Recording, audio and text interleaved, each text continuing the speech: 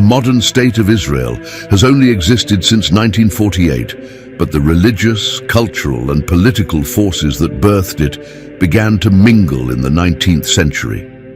Per Britannica, that century was marked by a swell in antisemitism, frustrating assimilation efforts on the part of some Jews. It was also when nationalism, the ideology of pride and loyalty to the nation-state, developed into an organized school of thought. These developments encouraged emigration among the European Jewish population to Palestine, then under the authority of the Ottoman Empire. As the original land of the Jewish people and the seat of the kingdoms described in the Bible, the land of Palestine had loomed large in Jewish identity ever since the mass expulsion of Jews from Judea by the Romans in the 1st century AD. As the Jewish national movement known as Zionism took root in the 1890s, largely through the writings of Theodor Herzl, a Jewish state came to be seen as necessary for their survival, and Israel was considered as natural a place for the Jewish people as France was for the French. At the time, there were only around 20,000 Jews living in Palestine. International support for a Jewish state was lacking, and the Ottoman Empire had control over the region's major development of settlements by Jewish immigrants. But during World War I, Great Britain committed itself to establishing a Jewish homeland in the area, which it took administration of at war's end.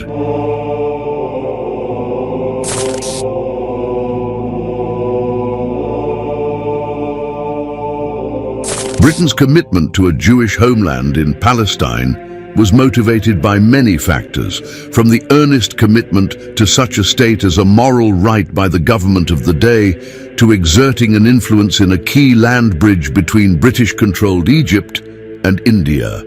But efforts to that end were almost immediately complicated by the local Arab population, which had received guarantees from France during World War I, according to Britannica.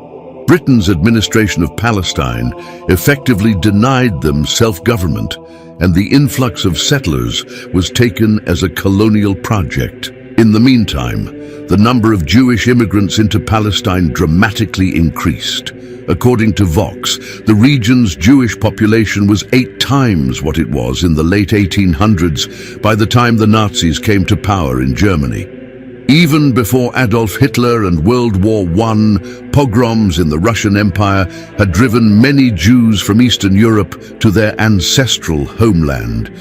As these settlers came into conflict with the Arab population of Palestine, Britain's administration found it impossible to reconcile the two groups, and a final deliberation on Palestine's future was delayed. Bouts of violence culminated in the Arab Revolt of 1936, which lasted 3 years and inspired the birth of several Jewish defense militias.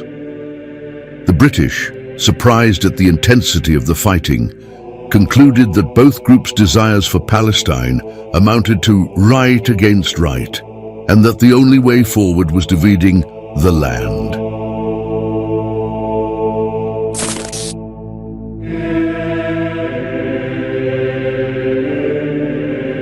Before the Arab Revolt, Britain's stated commitment to a Jewish homeland didn't include an explicit call for a Jewish nation-state. After concluding that partition was the only way forward, that call was finally made in the open. Zionist campaigners were cautiously optimistic about partition, but the idea of dividing Palestine and the mandatory relocation of Arabs within Jewish territory only fueled the Arab Revolt. Proposed workarounds by the British satisfied neither side. World War II only complicated matters.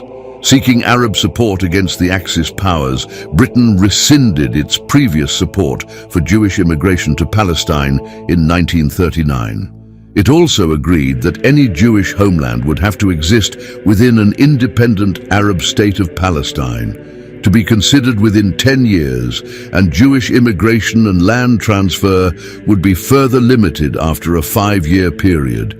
The new policy outraged Jews and Arabs alike and left many Jews trapped in Nazi-controlled territory without refuge. 2 refugee ships carrying Jewish passengers were sunk during the war, sparking terrorist reprisals on the British. Despite the new policy, the Jewish community in Palestine largely supported Britain during the war. With limited exceptions, so did the Arab population. The population of both groups increased, and by the end of the war, there were around 600,000 Jews and 1 million Arabs in Palestine.